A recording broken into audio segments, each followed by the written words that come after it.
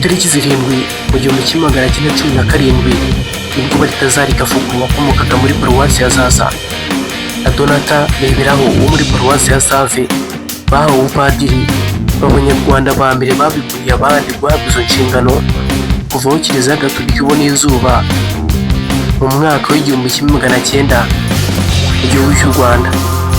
Nitwa Niyonshuti Cedric, ninjye tubana mu biganiro bigiye bitandukanye bica kuri channel, kandi subscribe, share na comment niba utarabikora kugira ngo tujye tubana mu biganiro byacu uko bukeye n'uko bwije. Mbaye ikaze.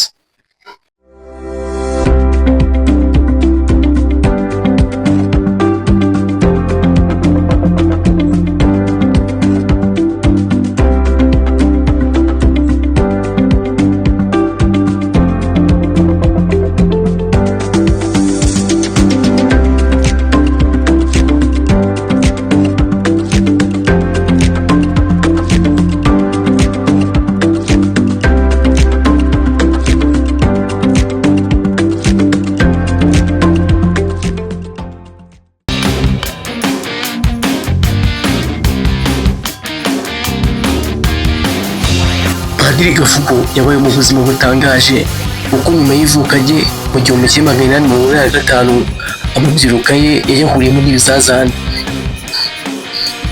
Ibyo bizazane by'uburwayi byamukomereye kugeza aho yaje kumera nk'uwashizemo umwuka.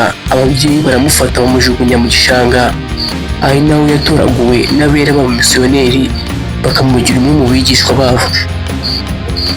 Ni mwene Kamurama na Nyirahabimana, akaba yaravukiye muri misiyoni ya Zaza, diyoseze ya Kibungo y'ubu ngubu.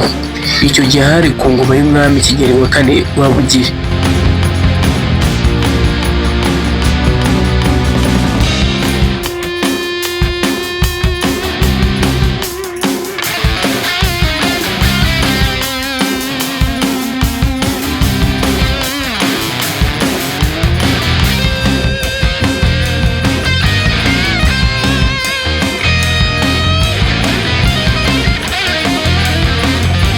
Nyuma yo kwiga inyigisho z'agatigisimu izaza, Gafuku amaze kugira imyaka 18 yabatirijwe imibirizi mu cyahoze ari Cyangugu, nk'uko bigaragara ku rubuga rwa diyoseze ya Gatolika ya Kibungo, bigizwemo uruhare na Musenyeri Jean Joseph watangije Kiliziya Gatolika mu Rwanda.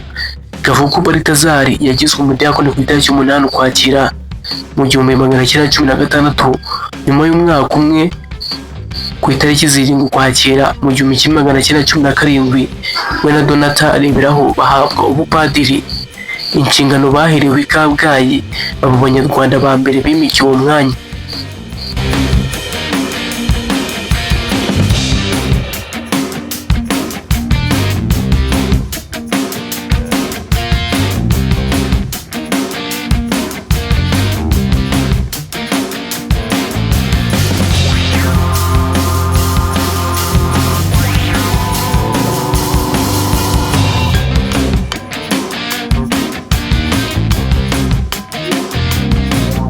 Uyu Gafuku yakoze imirimo itandukanye muri seminari nkuru y'i Kabgayi, muri diyoseze ya Nyundo, ndetse mu mwaka w'1930 yohereje gukorera imibirizi aho yabatirijwe, agaruka i Kabgayi nyuma y'imyaka 2. Mu mwaka w'1941 yohereje gukorera i Mugombwa, ari naho yizihirije jubile y'imyaka 25 ahawe ubupadiri. Aba ari naho arangiriza ubuzima bwe ku isi ku itariki 14 Kanama mu 1959 afite imyaka 74.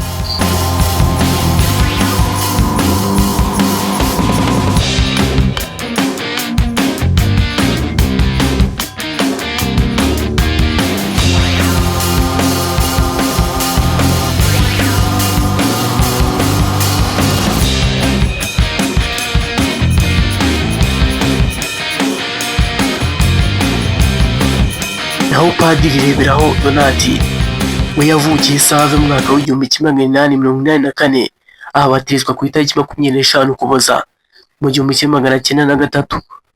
Mu gihe ubupadiri yabuhereye rimwe na Gafuku ku itariki 7 Ukwakira mu 1917 Kabgayi. Uyu mugabo yitabye Imana ku itariki ya 1 Gicurasi 1926 ubwo yari afite imyaka 41 y'amavuko.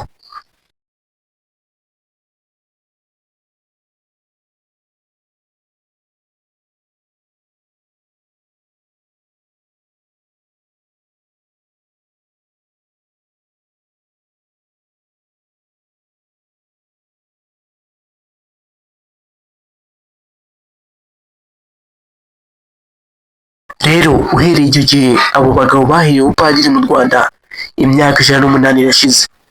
Nitwaga Niyonshuti Cedric, tuzahora ubutaha. Kanda subscribe, share na comment niba utarabikora kugira ngo tujye tubana mu biganiro byacu uko bukeye n'uko bwije.